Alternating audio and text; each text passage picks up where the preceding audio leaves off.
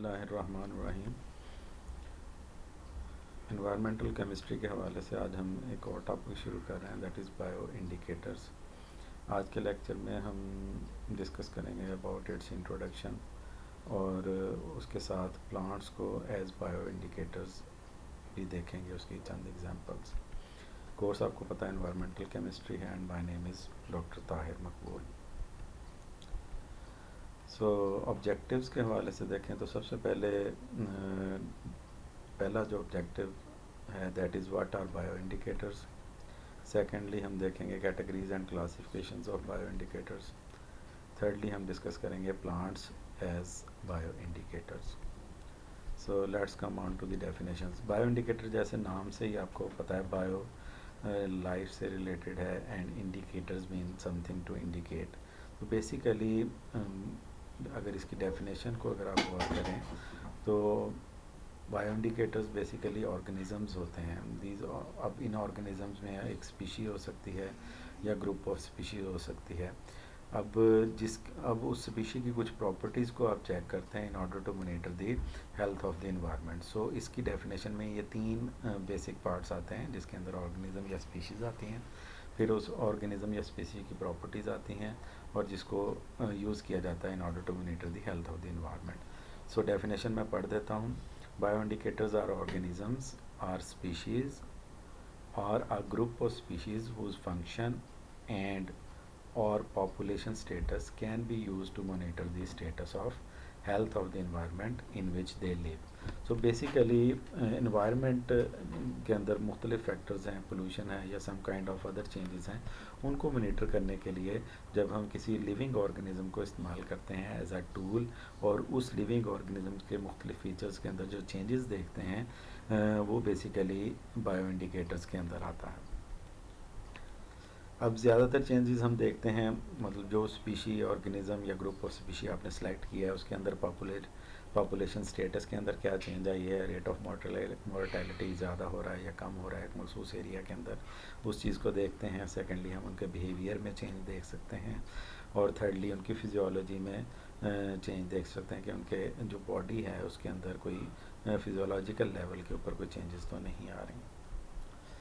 सो indicator species जो है वो तीन कैटेगरीज़ के अंदर डिवाइड की जाती हैं। सबसे पहले है अर्ली वार्निंग, सेकेंडली है डायग्नोस्टिक एंड थर्डली है कंप्लायंस।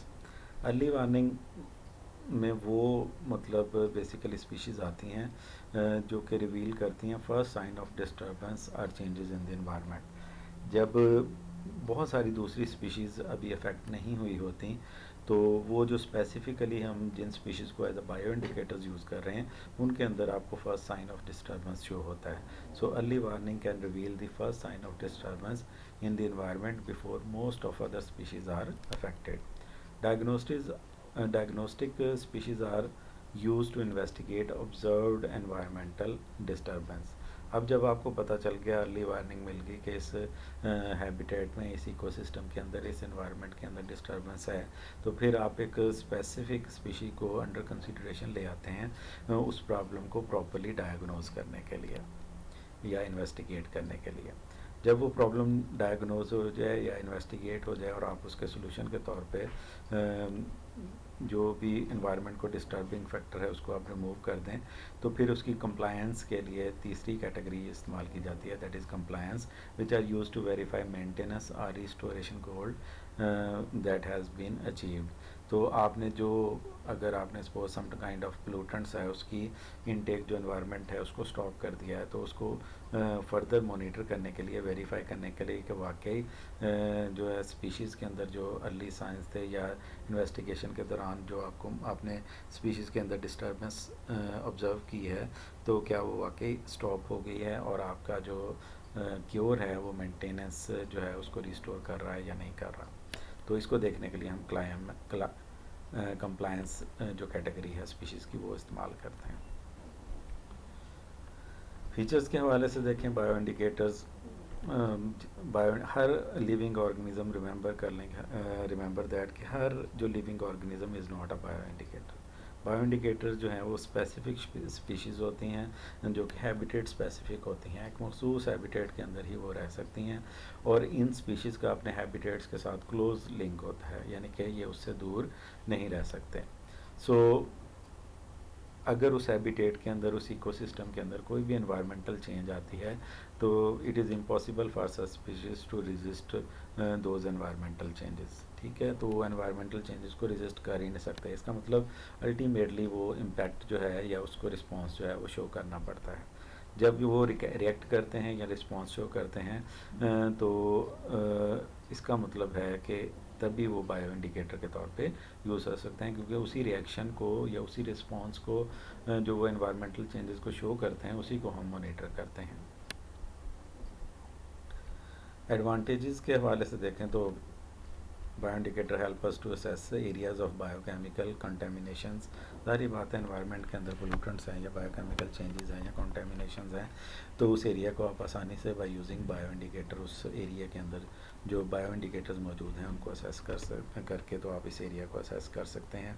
इम्पैक्ट ऑफ मोनोकल्चर्स आप देख सकते हैं। फॉर एग्जाम्पल मोनोकल्चर्स कहते हैं एक स्पेसिफिक आपके पास सॉइल है, उसके ऊपर आप बार बार एक ही फसल को रिपीटेडली जो है वो कास्ट कर रहे हैं, तो उसके जो इम्पैक्ट आते हैं उस सॉइल के ऊपर उसको देख सकते हैं।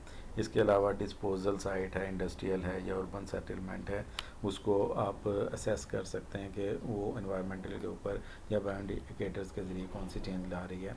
सिमिलरली आप पावर प्लांट के जो नियर बाई एरियाज़ हैं उनको, उनका जो हेल्थ ऑफ एनवायरनमेंट है उसको क्या कर सकते हैं, मॉनिटर कर सकते हैं, असेस कर सकते हैं। तो बायो इंडिकेटर बेसिकली इन तमाम एरियाज़ को जो कंटेमिनेशन है उसको असेस करने के लिए हमारे लिए हेल्पफुल होते हैं।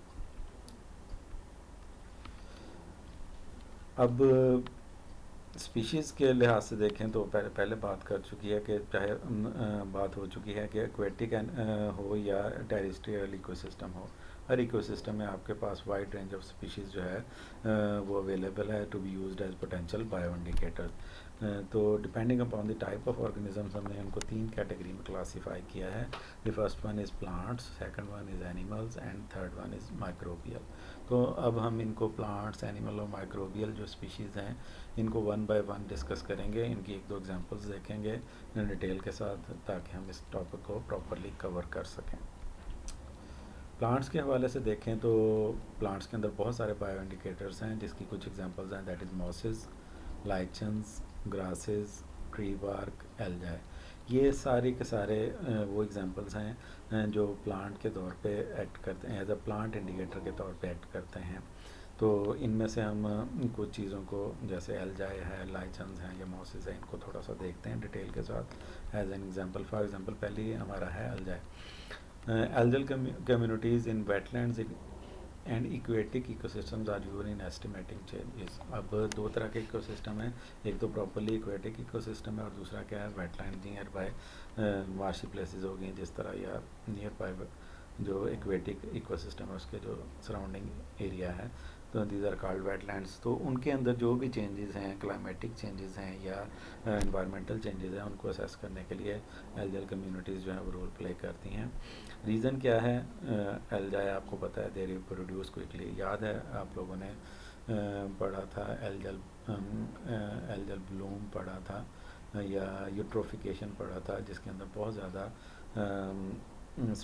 यानी कि हैवी डेंसिटी होती है एल्जाई की, तो वो यूट्रोफिकेशन एक साइन है कि वहाँ पे एल्गल ब्लूम है।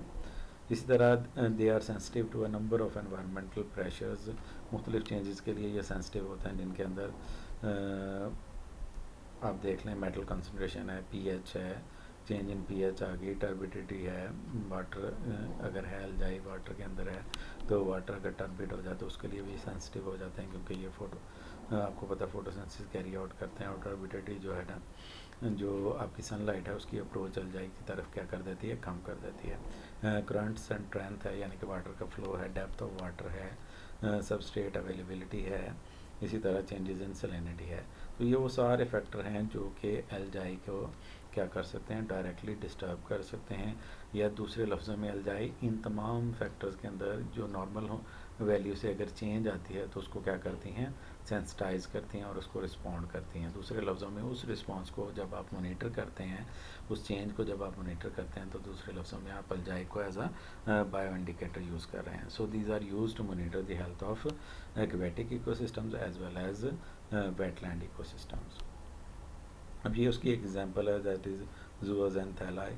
अब यहाँ पे ज़ूओज़ेंथैलाई बेसिकली सिम्बायोटिक एल्जी हैं जो कि कोरल टिश्यूज़ के अंदर रहते हैं। ये ज़्यादातर साइटोप्लाज्म के अंदर पाए जाते हैं एल्जाई जो होते हैं। तो कोरल्स के अंदर ये बहुत ज़्यादा कॉमनली आपको मिलेंगे, lives in coral tissues. Corals आपने पढ़े होंगे।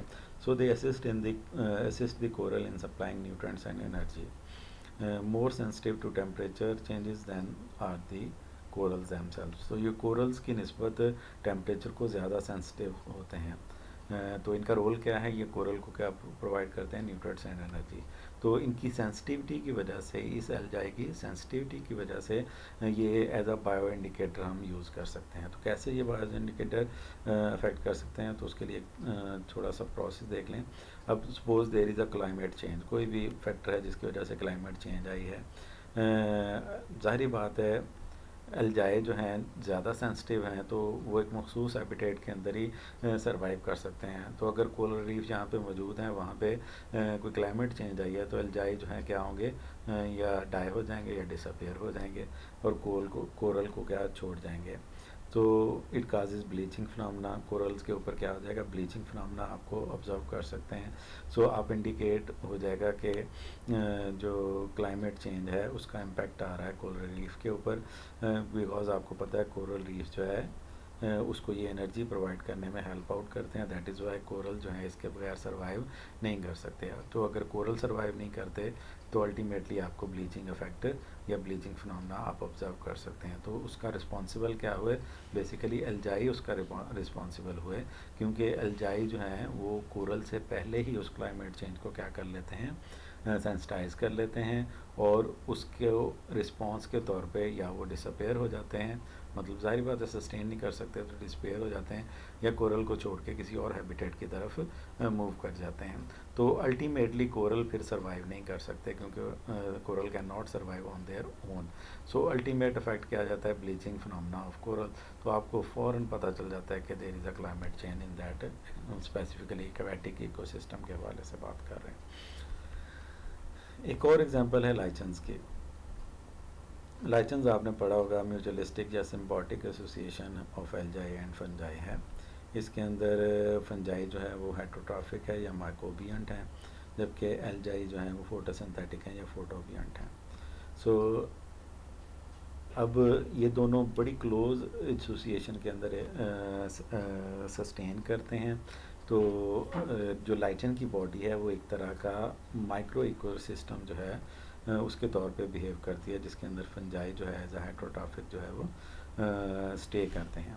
सो आप इसको भी एक पोटेंशियल इंडिकेटर या पोटेंशियल बायो इंडिकेटर के तौर पे लाइचन्स को भी यूज़ कर सकते हैं। कोई भी चेंज आती है जिसके अंदर जो एल्जाई के अंदर चेंज आएगी, अल्टीमेटली फंजाई और एल्जाई चूँकि दोनों म्यूचुअलिस्टिक रिलेशनशिप के अंदर हैं, म्यूचुअलिस्टिक एसोसिएशन में हैं, तो अल्टीमेटली आप इस चेंज को क्या कर सकते हैं, मॉनिटर कर सकते हैं। और उसको और ये जो लाइचन्स हैं in mutualistic association of with fungi जो है वो बिहेव कर सकते हैं एज अ बायो इंडिकेटर्स।